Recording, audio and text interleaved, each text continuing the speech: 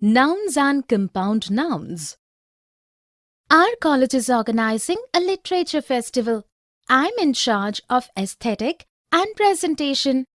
Yes, the sidewalk and the entry gate are eye-catching. Sumit, I and Rihanna are heads for management committee for the event. Meeting this deadline is a challenging job. Yes, our efforts will be fruitful. Can you help me choose the tablecloth and lamplight for the event? Surely, I'm certain that our dean is going to make the official announcement shortly. I hope the forthcoming events will unfold with ease. In the above conversation, Mia and Rohan are talking about an upcoming events. Here are some examples of sentences with noun and compound noun are: Our college is organizing a literature festival. I'm in charge of aesthetic and presentation. The sidewalk and the entry gate are eye-catching. Sumit, I and Rihanna are heads for management committee for the event. Meeting this deadline is a challenging job. Our efforts will be fruitful. Can you help me to choose the tablecloth and lamplight for the event? I hope the forthcoming events will unfold with ease. Definition: a noun is a name of a person, place, object or a feeling. Thus, Rohan, Mia, Rihanna and Sumit are nouns because they are names of people. College is a place noun and refers to the name of an institute or place. In common words, a noun is a name. Compound nouns are collection of two nouns written with or without a hyphen. It can also serve as an adjective to describe an attribute of the subject. Words like headache, tablecloth, lamplight, etc. are some examples. It is usually used as an adjective or an abstract noun. Some other examples includes health insurance, neck breaking, showstopper, etc. Some other examples of compound nouns are: his brother-in-law lives in Sydney. Emmett saw a fireman rushing to rescue a girl out of a burning building. She took an advisor to help her headache. The first sentence is an annoying example of a compound noun with a hyphen. Brother-in-law is a compound noun that describes a relation to the subject. In the second sentence, the subject saw a fireman. This compound noun is made up of fire and man. It describes profession of a person. In the third sentence, headache is a compound noun that describes an ailment. Countable and uncountable nouns.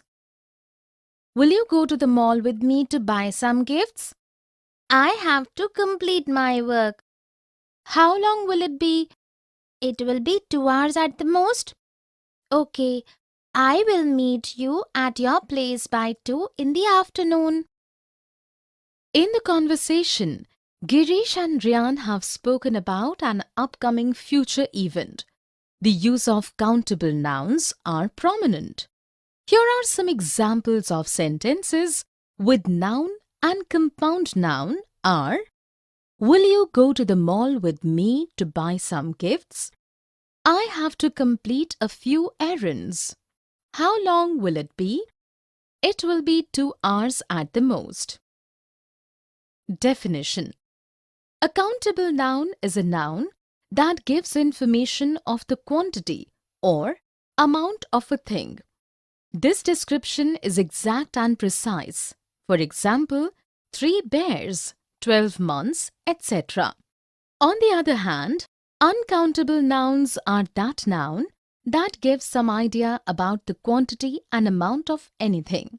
For example, a few hours, handful of grains, etc.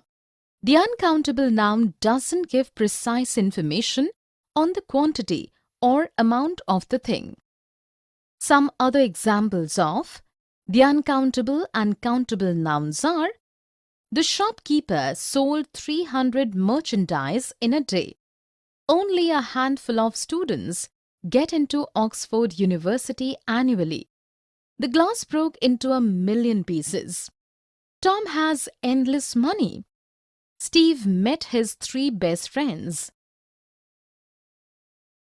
Subject and verb agreement. The list of foreign investors is on the table. Please bring it to me.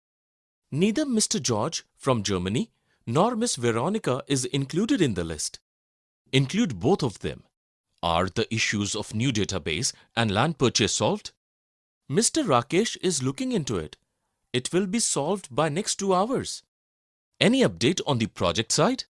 All the committees and managers of the West Office are aware of the changes. Progress is smooth. Update and review the list of foreign investors and mail a copy of it along with every detail of the event. Yes, sir. In the above conversation, Amit and Rohit have conversed about the details of an upcoming event. The conversation have effectively depicted the correct subject-verb agreement. The list of foreign investors is on the table. Please bring it to me. Neither Mr. George from Germany nor Miss Veronica is included in the list. Include both of them. Are the issues of new database and land purchased solved? Mr. Rakesh is looking into it as we speak right now. It will be solved by next 2 hours. Any update on the project side? All the committees and managers of the West Office are aware of the changes. Progress is smooth. Definition: subject-verb agreement is the correct application of grammar rules of subject and a verb in a sentence. For example, use of is instead of are in the following sentence. The list of foreign investors is on the table. Please bring it to me. List is a single noun and hence the correct helping verb should be is and not are. In subject-verb agreement, the correct verb is used for a singular or a plural subject. Some general grammar rules that applied in the subject-verb agreement are: the singular subject always takes a singular verb and a plural subject takes plural verb. A plural verb is used with more than one subjects connected by and. Sometimes the subject is separated from the verb by such words as along with, as well as, besides, not, etc. These words and phrases are not part of the subject. Ignore them and use a singular verb when the subject is singular. Parentheses are not part of the subject. In sentences beginning with here or there, the true subject follows the verb. Some other examples of subject-verb agreement following the above given rules are: Suzanne and Hina are in high school. Curtis is a primary school teacher. Joe and his trusted friend was always welcome. Morons are always morons. There are 4 semester papers to be passed. The possessive form of nouns. Whose car is this? It is my father's car. Wow, it's nice and its color is beautiful. Thanks. Is that your house? No, that is my neighbor's house. This is mine. In the given conversation, Surya and Jatin have spoken about who and what something belongs to. Father's car, neighbor's house, both show that car belongs to father and the house belongs to the neighbor. Definition: a noun that expresses ownership or relationship or indicates possession is called the possessive noun. Anita's handwriting is very good, but David's is excellent. If the noun is singular, you add just apostrophe and s. Here the noun has made possessive by simply adding apostrophe s but is not the same in all cases. Let us see a few examples. The boys' team is strong. The girls' dresses are beautiful. The children's poem is interesting. The boss's secretary is beautiful. If the noun is plural and ends in s, you add just apostrophe. Here children are a plural noun but it doesn't end with s, and the case of boss, it is a singular noun. My brother-in-law's gift is my husband's favorite. The United States Post Office's stamp are available in India now. In case of the compound words and hyphenated words, use just apostrophe followed by s or apostrophe s to the end of the compound words or to the last word in a hyphenated noun. Geeta and Babita's bed is on the first floor. Kapil and Krishna's show was classic. If the ownership of two nouns is indicated only once, then add the apostrophe followed by the s to the second noun only. Nina's and Tina's performances are outstanding. The cars and the bicycles' tires were painted pink and blue. If two nouns indicate ownership and the ownership is separate, then each noun gets the apostrophe followed by s. Compound nouns. Hi friend, what do you want to eat? I want to have pancakes and ice cream. And what about you? I want to have a hot dog and fried rice. Wow, let us order it. I'm really hungry. In this conversation, Billy and Silly have used some words such as pancakes, ice cream, hot dog, fried rice. What do all of these words have in common? These words consist of more than one word. Such words are called the compound nouns. Definition: compound nouns are two or more words combined to form a noun, and each word makes up part of the meaning of the noun. If one word is taken out, the meaning changes.